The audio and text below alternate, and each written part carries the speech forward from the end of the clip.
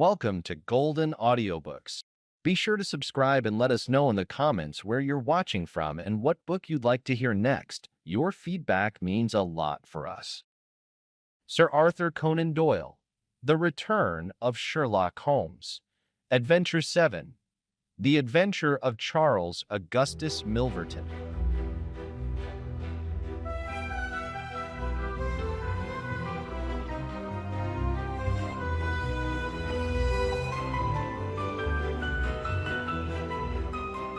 It is years since the incidents of which I speak took place, and yet it is with diffidence that I allude to them. For a long time, even with the utmost discretion and reticence, it would have been impossible to make the facts public, but now the principal person concerned is beyond the reach of human law, and with due suppression the story may be told in such fashion as to injure no one. It records an absolutely unique experience in the career both of Mr. Sherlock Holmes and of myself. The reader will excuse me if I conceal the date or any other fact by which he might trace the actual occurrence. We had been out for one of our evening rambles, Holmes and I, and had returned about 6 o'clock on a cold, frosty winter's evening. As Holmes turned up the lamp, the light fell upon a card on the table.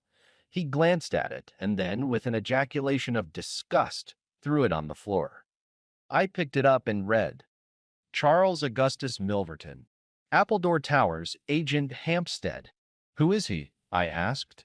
The worst man in London, Holmes answered as he sat down and stretched his legs before the fire. Is anything on the back of the card? I turned it over. We'll call it 6:30, Cam, I read. Huh. He's about due. Do you feel a creeping, shrinking sensation, Watson, when you stand before the serpents in the zoo and see the slithery, gliding, venomous creatures with their deadly eyes and wicked, flattened faces? Well, that's how Milverton impresses me. I've had to do with 50 murderers in my career, but the worst of them never gave me the repulsion which I have for this fellow. And yet I can't get out of doing business with him. Indeed, he is here at my invitation. But who is he? I'll tell you, Watson. He is the king of all the blackmailers. Heaven help the man, and still more the woman, whose secret and reputation come into the power of Milverton. With a smiling face and a heart of marble, he will squeeze and squeeze until he has drained them dry. The fellow is a genius in his way and would have made his mark in some more savory trade. His method is as follows. He allows it to be known that he is prepared to pay very high sums for letters which compromise people of wealth or position. He receives these wares not only from treacherous valets or maids, but frequently from genteel ruffians who have gained the confidence and affection of trusting women. He deals with no niggard hand. I happen to know that he paid £700 to a footman for a note 2 lines in length, and that the ruin of a noble family was the result. Everything which is in the market goes to Milverton, and there are hundreds in this great city who turn white at his name. No one knows where his grip may fall, for he is far too rich and far too cunning to work from hand to mouth. He will hold a card back for years in order to play it at the moment when the stake is best worth winning. I have said that he is the worst man in London, and I would ask you, how could one compare the ruffian who in hot blood bludgeons his mate with this man, who methodically and at his leisure tortures the soul and wrings the nerves in order to add to his already swollen money bags? I had seldom heard my friend speak with such intensity of feeling. But surely, said I, the fellow must be within the grasp of the law. Technically, no doubt, but practically not. What would it profit a woman, for example, to get him a few months' imprisonment if her own ruin must immediately follow? His victims dare not hit back. If ever he blackmailed an innocent person, then, indeed, we should have him, but he is as cunning as the evil one. And why is he here? Because an illustrious client has placed her piteous case in my hands. It is the Lady Eva Blackwell, the most beautiful debutante of last season. She is to be married in a fortnight to the Earl of Dovercourt. This fiend has several imprudent letters, imprudent Watson, nothing worse, which were written to an impecunious young squire in the country. They would suffice to break off the match. Milverton will send the letters to the Earl unless a large sum of money is paid him. I have been commissioned to meet him and to make the best terms I can. At that instant there was a clatter and a rattle in the street below. Looking down, I saw a stately carriage and pair, the brilliant lamps gleaming on the glossy haunches of the noble chestnuts. A footman opened the door, and a small, stout man in a shaggy astrakhan overcoat descended. A minute later he was in the room. Charles Augustus Milverton was a man of 50, with a large intellectual head, a round, plump, hairless face, a perpetual frozen smile, and two keen gray eyes which gleamed brightly from behind broad golden-rimmed glasses. There was something of Mr. Pickwick's benevolence in his appearance, marred only by the insincerity of the fixed smile and by the hard glitter of those restless and penetrating eyes. His voice was as smooth and suave as his countenance, as he advanced with a plump little hand extended, murmuring his regret for having missed us at his first visit. Holmes disregarded the outstretched hand and looked at him with a face of granite. Milverton's smile broadened. He shrugged his shoulders, removed his overcoat, folded it with great deliberation over the back of a chair, and then took a seat. "This gentleman," said he, with a wave in my direction, "is it discreet? Is it right? Dr. Watson is my friend and partner." "Very good, Mr. Holmes. It is only in your client's interest that I protested. The matter is so very delicate. Dr. Watson has already heard of it. Then we can proceed to business. You say that you are acting for Lady Eva. Has she empowered you to accept my terms?" "What are your terms?" £7,000. "And the alternative?" "My dear sir, it is painful for me to discuss it, but if the money is not paid on the 14th, there certainly will be no marriage on the 18th. His insufferable smile was more complacent than ever. Holmes thought for a little. "You appear to me," he said at last, "to be taking matters too much for granted. I am of course familiar with the contents of these letters. My client will certainly do what I may advise. I shall counsel her to tell her future husband the whole story and to trust to his generosity." Milverton chuckled. "You evidently do not know the Earl," said he. From the baffled look upon Holmes's face, I could see clearly that he did. "What harm is there in the letters?" he asked. "They are sprightly, very sprightly," Milverton answered. "The lady was a charming correspondent, but I can assure you that the Earl of Dovercourt would fail to appreciate them. However, since you think otherwise, we will let it rest at that. It is purely a matter of business. If you think that it is in the best interest of your client that these letters should be placed in the hands of the Earl, then you would indeed be foolish to pay so large a sum of money to regain them." Holmes was gray with anger and mortification. "Wait a little," he said. "You go too fast. We would certainly make every effort to avoid scandal in so delicate a matter." Milverton relapsed into his chair. "I was sure that you would see it in that light," he purred. "At the same time," Holmes continued, "Lady Eva is not a wealthy woman. I assure you that £2,000 would be a drain upon her resources, and that the sum you name is utterly beyond her power. I beg, therefore, that you will moderate your demands, and that you will return the letters at the price I indicate, which is, I assure you, the highest that you can get." Milverton's smile broadened, and his eyes twinkled humorously. "I am aware that what you say is true about the lady's resources," said he. "At the same time, you must admit that the occasion of a lady's marriage is a very suitable time for her friends and relatives to make some little effort upon her behalf. They may hesitate as to an acceptable wedding present. Let me assure them that this little bundle of letters would give more joy than all the candelabra and butter dishes in London." "It is impossible," said Holmes. Dear me, how unfortunate," cried Milverton, taking out a bulky pocketbook. "I cannot help thinking that ladies are ill-advised in not making an effort. Look at this." He held up a little note with a coat of arms upon the envelope. "That belongs to, well, perhaps it is hardly fair to tell the name until tomorrow morning, but at that time it will be in the hands of the lady's husband. And all because she will not find a beggarly sum which she could get by turning her diamonds into paste. It is such a pity. Now, you remember the sudden end of the engagement between the Honorable Miss Miles and Colonel Dorking. Only 2 days before the wedding, there was a paragraph in the Morning Post to say that it was all off. And why? It is almost incredible, But the absurd sum of £1,200 would have settled the whole question. Is it not pitiful? And here I find you, a man of sense, boggling about terms when your client's future and honor are at stake. You surprise me, Mr. Holmes. What I say is true, Holmes answered. The money cannot be found.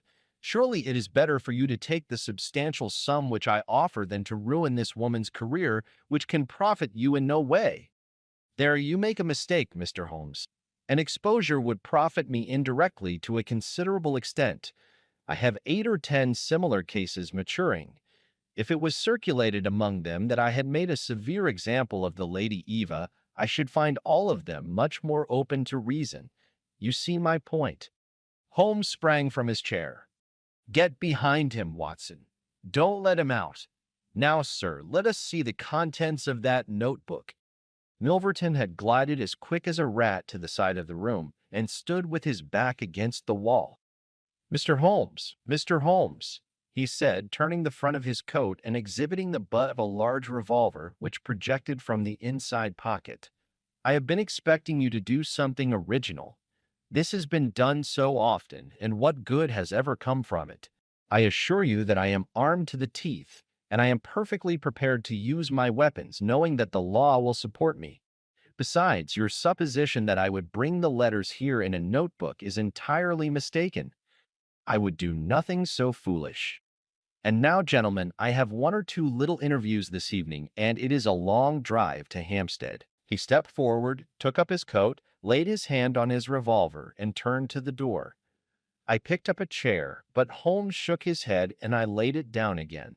With bow, a smile, and a twinkle, Milverton was out of the room, and a few moments after we heard the slam of the carriage door and the rattle of the wheels as he drove away. Holmes sat motionless by the fire, his hands buried deep in his trouser pockets, his chin sunk upon his breast, his eyes fixed upon the glowing embers. For half an hour he was silent and still.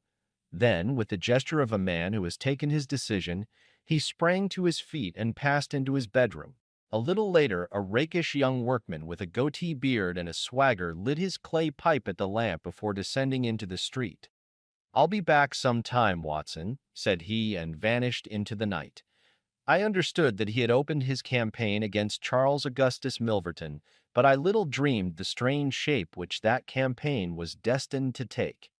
For some days Holmes came and went at all hours in this attire, but beyond a remark that his time was spent at Hampstead and that it was not wasted, I knew nothing of what he was doing.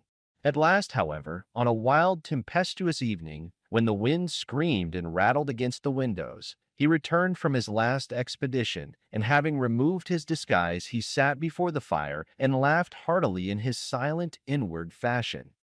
"You would not call me a marrying man, Watson?" "No, indeed. You'll be interested to hear that I am engaged. My dear fellow, I congrat to Milverton's housemate." "Good heavens, Holmes! I wanted information, Watson. Surely you have gone too far." "It was a most necessary step. I am a plumber with a rising business, Escott by name. I have walked out with her each evening, and I have talked with her. Good heavens, those talks! However, I have got all I wanted. I know Milverton's house as I know the palm of my hand." "But the girl, Holmes?" He shrugged his shoulders. "You can't help it, my dear Watson. You must play your cards as best you can when such a stake is on the table. However, I rejoice to say that I have a hated rival who will certainly cut me out the instant that my back is turned. What a splendid night it is! You like this weather?" "It suits my purpose, Watson. I mean to burgle Milverton's house tonight." I had a catching of the breath, and my skin went cold at the words, which were slowly uttered in a tone of concentrated resolution. As a flash of lightning in the night shows up in an instant every detail of a wide landscape, so at one glance I seemed to see every possible result of such an action: the detection, the capture, the honored career ending in irreparable failure and disgrace, my friend himself lying at the mercy of the odious Milverton. "For heaven's sake, Holmes, think what you are doing," I cried. "My dear fellow, I have given it every consideration. I am never precipitate in my actions, nor would I adopt so energetic and indeed so dangerous a course if any other were possible. Let us look at the matter clearly and fairly. I suppose that you will admit that the action is morally justifiable, though technically criminal. To burgle his house is no more than to forcibly take his pocketbook, an action in which you were prepared to aid me. I turned it over in my mind.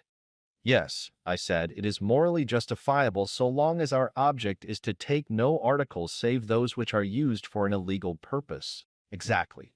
Since it is morally justifiable, I have only to consider the question of personal risk. Surely a gentleman should not lay much stress upon this when a lady is in most desperate need of his help. You will be in such a false position. Well, that is part of the risk.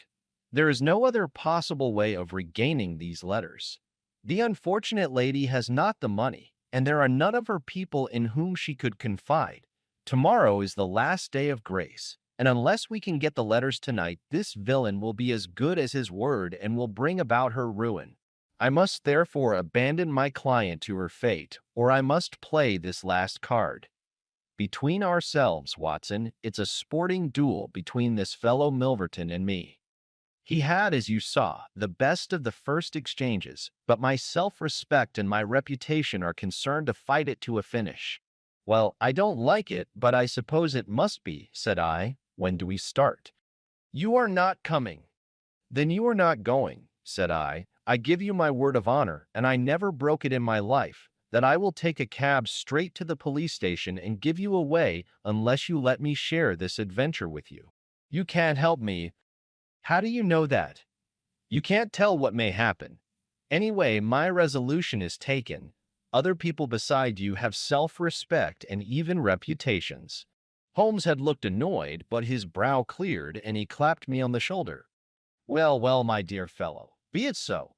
We have shared the same room for some years, and it would be amusing if we ended by sharing the same cell.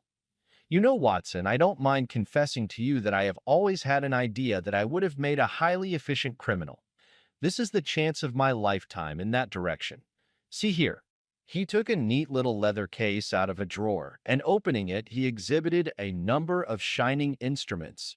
This is a first-class, up-to-date burgling kit, with nickel-plated jemmy, diamond-tipped glass cutter, adaptable keys, and every modern improvement which the march of civilization demands.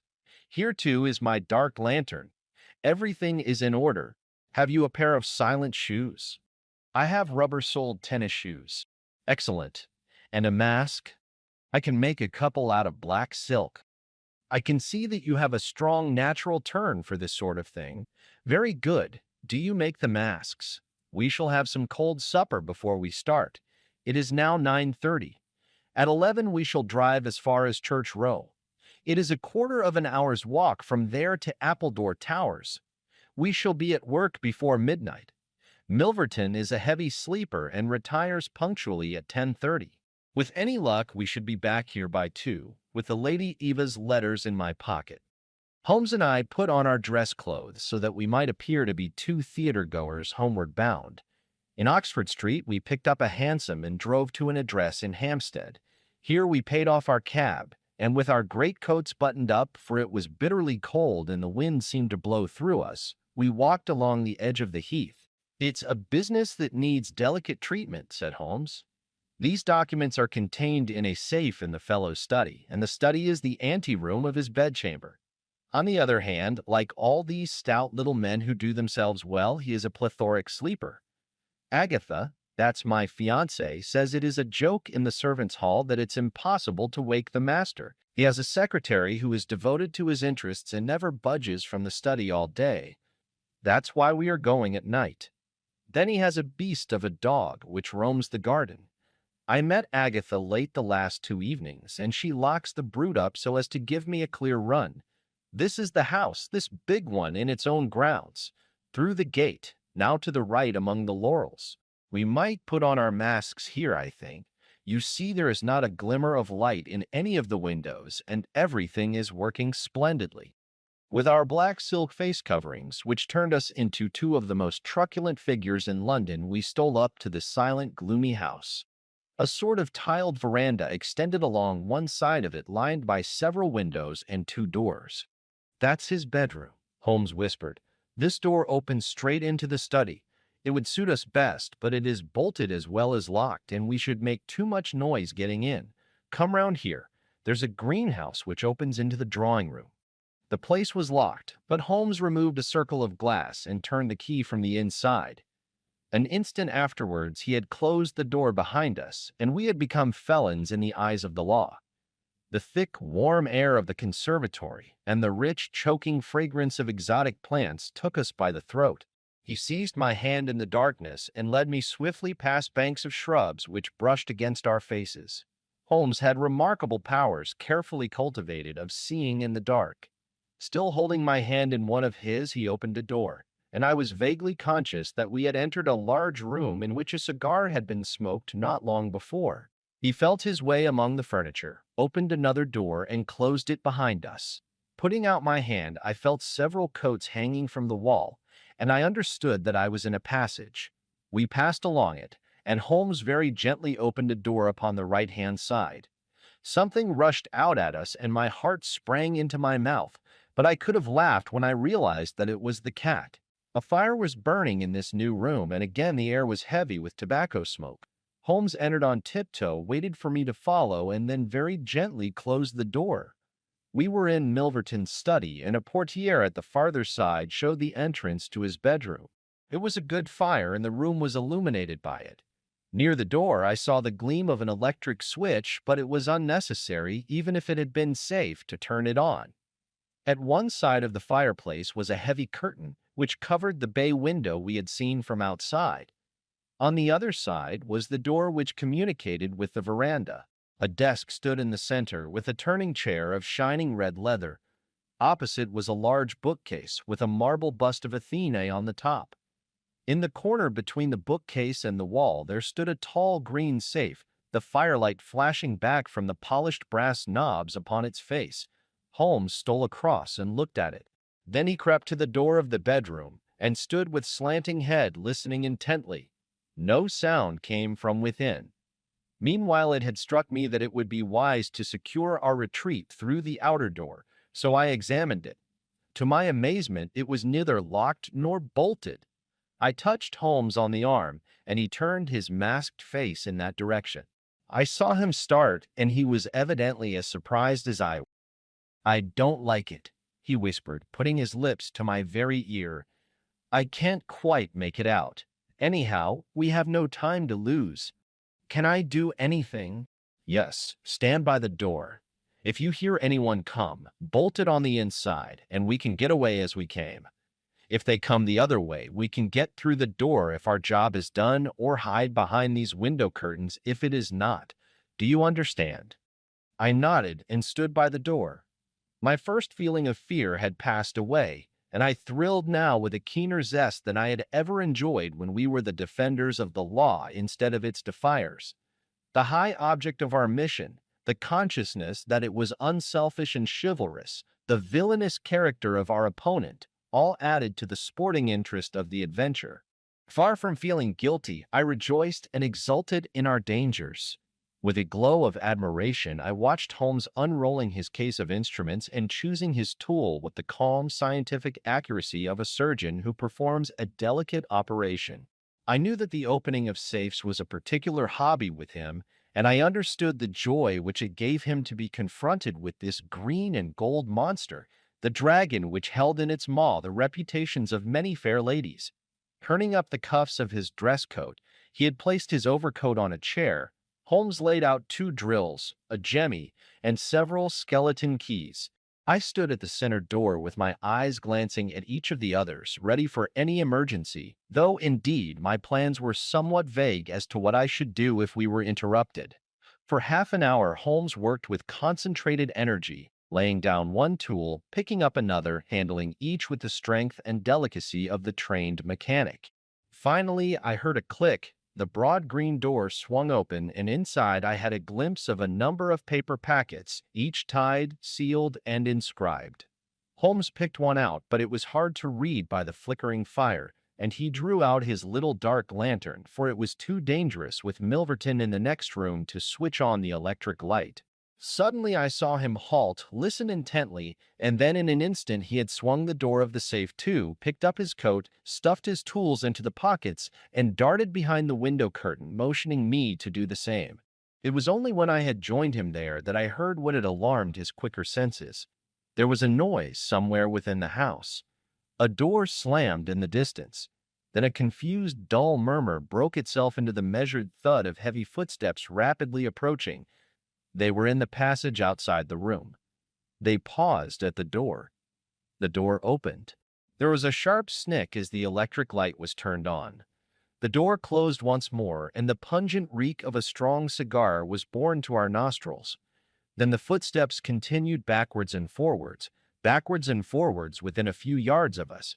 Finally, there was a creak from a chair, and the footsteps ceased. Then a key clicked in a lock, and I heard the rustle of papers. So far I had not dared to look out, but now I gently parted the division of the curtains in front of me and peeped through. From the pressure of Holmes's shoulder against mine, I knew that he was sharing my observations. Right in front of us, and almost within our reach, was the broad, rounded back of Milverton. It was evident that we had entirely miscalculated his movements, that he had never been to his bedroom, but that he had been sitting up in some smoking or billiard room in the farther wing of the house, the windows of which we had not seen. His broad, grizzled head, with its shining patch of baldness, was in the immediate foreground of our vision. He was leaning far back in the red leather chair, his legs outstretched, a long black cigar projecting at an angle from his mouth. He wore a semi-military smoking jacket, claret-colored, with a black velvet collar. In his hand he held a long legal document, which he was reading in an indolent fashion, blowing rings of tobacco smoke from his lips as he did so. There was no promise of a speedy departure in his composed bearing and his comfortable attitude. I felt Holmes's hand steal into mine and give me a reassuring shake, as if to say that the situation was within his powers and that he was easy in his mind. I was not sure whether he had seen what was only too obvious from my position, that the door of the safe was imperfectly closed, and that Milverton might at any moment observe it. In my own mind I had determined that if I were sure from the rigidity of his gaze that it had caught his eye, I would at once spring out, throw my greatcoat over his head, pinion him, and leave the rest to Holmes. But Milverton never looked up. He was languidly interested by the papers in his hand, and page after page was turned as he followed the argument of the lawyer. At least I thought, when he has finished the document and the cigar, he will go to his room. But before he had reached the end of either, there came a remarkable development which turned our thoughts into quite another channel. Several times I had observed that Milverton looked at his watch, and once he had risen and sat down again with a gesture of impatience. The idea, however, that he might have an appointment at so strange an hour never occurred to me until a faint sound reached my ears from the veranda outside. Milverton dropped his papers and sat rigid in his chair. The sound was repeated, and then there came a gentle tap at the door. Milverton rose and opened it. "Well," said he curtly, "you are nearly half an hour late." So this was the explanation of the unlocked door, and of the nocturnal vigil of Milverton. There was the gentle rustle of a woman's dress. I had closed the slit between the curtains as Milverton's face had turned in our direction, but now I ventured very carefully to open it once more. He had resumed his seat, the cigar still projecting at an insolent angle from the corner of his mouth. In front of him, in the full glare of the electric light, there stood a tall, slim, dark woman, a veil over her face, a mantle drawn round her chin. Her breath came quick and fast, and every inch of the lithe figure was quivering with strong emotion. "Well," said Milverton, "you've made me lose a good night's rest, my dear. I hope you'll prove worth it. You couldn't come any other time." The woman shook her head. "Well, if you couldn't, you couldn't. If the Countess is a hard mistress, you have your chance to get level with her now. Bless the girl, what are you shivering about? That's right. Pull yourself together. Now, let us get down to business." He took a note from the drawer of his desk. "You say that you have 5 letters which compromise the Countess d'Albert. You want to sell them. I want to buy them. So far, so good. It only remains to fix a price. I should want to inspect the letters, of course. If they are really good specimens, Great heavens, is it you? The woman without a word had raised her veil and dropped the mantle from her chin. It was a dark, handsome, clear-cut face which confronted Milverton, a face with a curved nose, strong, dark eyebrows shading hard, glittering eyes, and a straight, thin-lipped mouth set in a dangerous smile. "It is I," she said, "the woman whose life you have ruined." Milverton laughed, but fear vibrated in his voice. "You were so very obstinate," said he. "Why did you drive me to such extremities? I assure you I wouldn't hurt a fly of my own accord, but every man has his business, and what was I to do? I put the price well within your means. You would not pay. So you sent the letters to my husband, and he, the noblest gentleman that ever lived, a man whose boots I was never worthy to lace, he broke his gallant heart and died. You remember that last night when I came through that door I begged and prayed you for mercy, and you laughed in my face as you are trying to laugh now. Only your coward heart cannot keep your lips from twitching. Yes, you never thought to see me here again, but it was that night which taught me how I could meet you face to face and alone. Well, Charles Milverton, what have you to say?" "Don't imagine that you can bully me," said he, rising to his feet. "I have only to raise my voice, and I could call my servants and have you arrested. But I will make allowance for your natural anger. Leave the room at once as you came, and I will say no more." The woman stood with her hand buried in her bosom, and the same deadly smile on her thin lips. "You will ruin no more lives as you ruined mine. You will wring no more hearts as you wrung mine. I will free the world of a poisonous thing. Take that, you hound, and that, and that, and that." She had drawn a little, gleaming revolver and emptied barrel after barrel into Milverton's body, the muzzle within 2 feet of his shirt front. He shrank away and then fell forward upon the table, coughing furiously and clawing among the papers. Then he staggered to his feet, received another shot, and rolled upon the floor. "You've done me," he cried, and lay still. The woman looked at him intently and ground her heel into his upturned face. She looked again, but there was no sound or movement. I heard a sharp rustle, the night air blew into the heated room, and the avenger was gone. No interference upon our part could have saved the man from his fate, but as the woman poured bullet after bullet into Milverton's shrinking body, I was about to spring out when I felt Holmes's cold, strong grasp upon my wrist. I understood the whole argument of that firm, restraining grip, that it was no affair of ours, that justice had overtaken a villain, that we had our own duties and our own objects, which were not to be lost sight of. But hardly had the woman rushed from the room when Holmes, with swift, silent steps, was over at the other door. He turned the key in the lock. At the same instant we heard voices in the house and the sound of hurrying feet. The revolver shots had roused the household. With perfect coolness, Holmes slipped across to the safe, filled his 2 arms with bundles of letters, and poured them all into the fire. Again and again he did it until the safe was empty. Someone turned the handle and beat upon the outside of the door. Holmes looked swiftly round. The letter which had been the messenger of death for Milverton lay, all mottled with his blood, upon the table. Holmes tossed it in among the blazing papers. Then he drew the key from the outer door, passed through after me, and locked it on the outside. "This way, Watson," said he. "We can scale the garden wall in this direction." I could not have believed that an alarm could have spread so swiftly. Looking back, the huge house was one blaze of light. The front door was open and figures were rushing down the drive. The whole garden was alive with people, and one fellow raised a view "Hello" as we emerged from the veranda and followed hard at our heels. Holmes seemed to know the ground perfectly, and he threaded his way swiftly among a plantation of small trees. I close at his heels, and our foremost pursuer panting behind us. It was a 6-foot wall which barred our path, but he sprang to the top and over. As I did the same, I felt the hand of the man behind me grab at my ankle, but I kicked myself free and scrambled over a glass-strewn coping. I fell upon my face among some bushes, but Holmes had me on my feet in an instant, and together we dashed away across the huge expanse of Hampstead Heath. We had run 2 miles, I suppose, before Holmes at last halted and listened intently. All was absolute silence behind us. We had shaken off our pursuers and were safe. We had breakfasted and were smoking our morning pipe on the day after the remarkable experience which I have recorded, when Mr. Lestrade of Scotland Yard, very solemn and impressive, was ushered into our modest sitting-room. "Good morning, Mr. Holmes," said he. "Good morning. May I ask if you are very busy just now?" "Not too busy to listen to you. I thought that perhaps if you had nothing particular on hand, you might care to assist us in a most remarkable case which occurred only last night at Hampstead." "Dear me," said Holmes, "what was that?"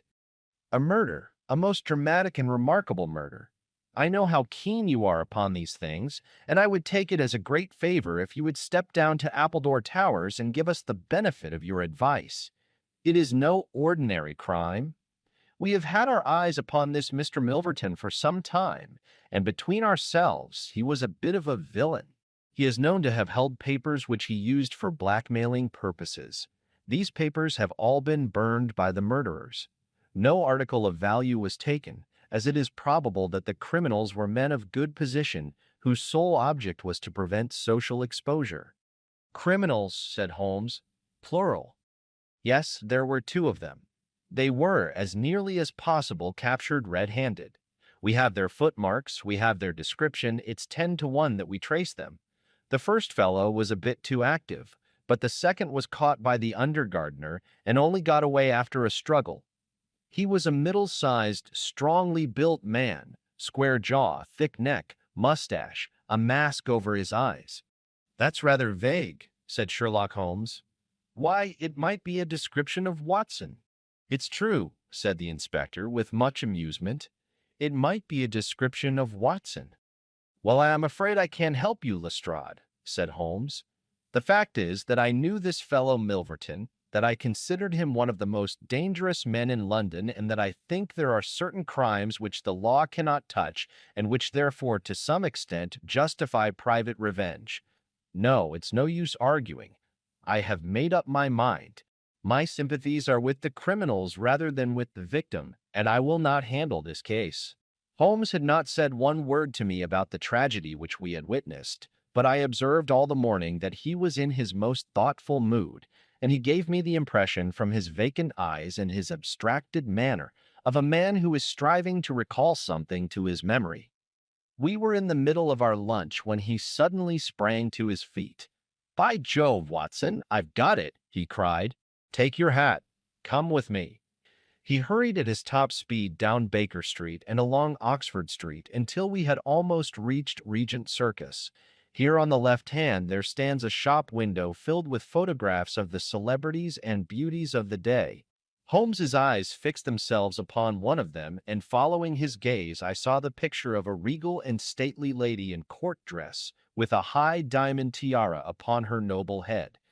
I looked at that delicately curved nose, at the marked eyebrows, at the straight mouth, and the strong little chin beneath it. Then I caught my breath as I read the time-honored title of the great nobleman and statesman whose wife she had been. My eyes met those of Holmes, and he put his finger to his lips as we turned away from the window.